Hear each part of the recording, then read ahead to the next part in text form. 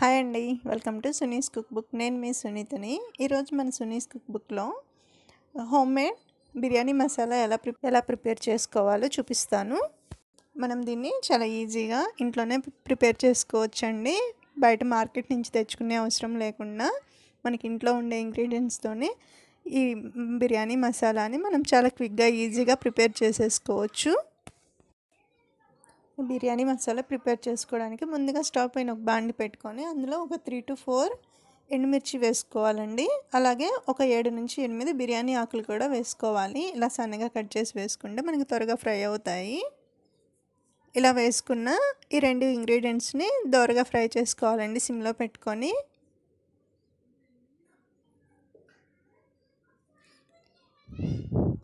ఇలా దోరగా ఫ్రై చేసుకున్న తర్వాత వీటిని తీసి ఒక ప్లేట్లో పెట్టుకోవాలి. ఇప్పుడు అదే బాండీలో 2 టేబుల్ స్పూన్స్ ధనియాలు వేసుకోవాలి.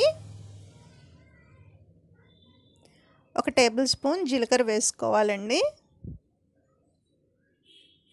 ఇలా వేసుకున్న ధనియాలు జీలకర్రను కూడా లో ఫ్లేమ్లో పెట్టుకొని చక్కగా మంచి అరోమా వచ్చే వరకు ఫ్రై చేసుకోవాలి. ఇలా దోరగా ఫ్రై చేసుకోవడం వల్ల మనకి బిర్యానీ మసాలా అనేది మంచి ఫ్లేవర్ వస్తుందండి. ఈ విధంగా బాగా ఫ్రై అయిపోయిన తర్వాత వీటిని కూడా ప్లేట్లోకి తీసి పక్కన పెట్టుకోవాలండి. ఇప్పుడు అదే బాండీలో 3 నల్ల యాలకులు వేసుకోవాలి. అలాగే షాజీరా 1 టేబుల్ స్పూన్ వేసుకోవాలండి.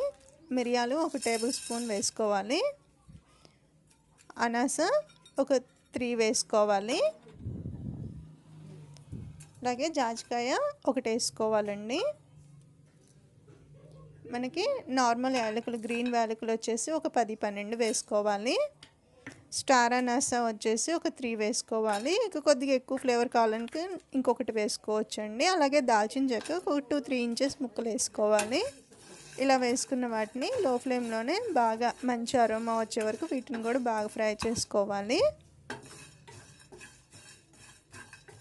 కొద్దిగా ఫ్రై చేసుకున్న తర్వాత 1 టేబుల్ స్పూన్ వచ్చేసి లవంగాలు కూడా వేసుకొని ఫ్రై చేసుకోవాలి.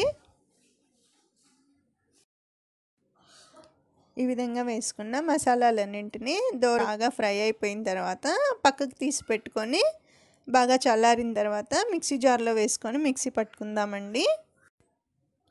ఈ విధంగా వేసుకున్న మసాలాలన్నీ చల్లారి పెట్టుకుందాము.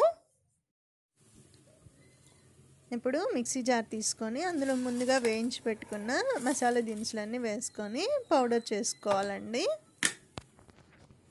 ఇప్పుడు ఈ విధంగా మిక్సీ పట్టుకున్న పౌడర్ని ఒకసారి చూసుకుందామండి.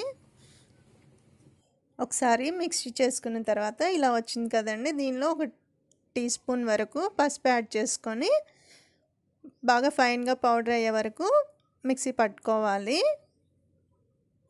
చూడండి, ఇలా మిక్సీ పట్టుకున్న తర్వాత మనకి ఇది సరిపోతుందండి. బాగా స్మూత్గా ఉంది.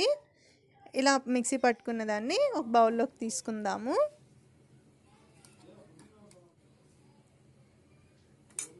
ఇలా మొత్తం బౌల్లోకి తీసుకొని కొద్దిగా వేడి చల్లగా అయిపోయిన తర్వాత ఎయిర్ టైట్ కంటైనర్లో పెట్టుకొని స్టోర్ చేసుకుంటే ఇది మనకు 6 months వరకు కూడా మంచి అరోమాతో అలానే ఉంటుందండి ఫ్లేవర్ అనేది.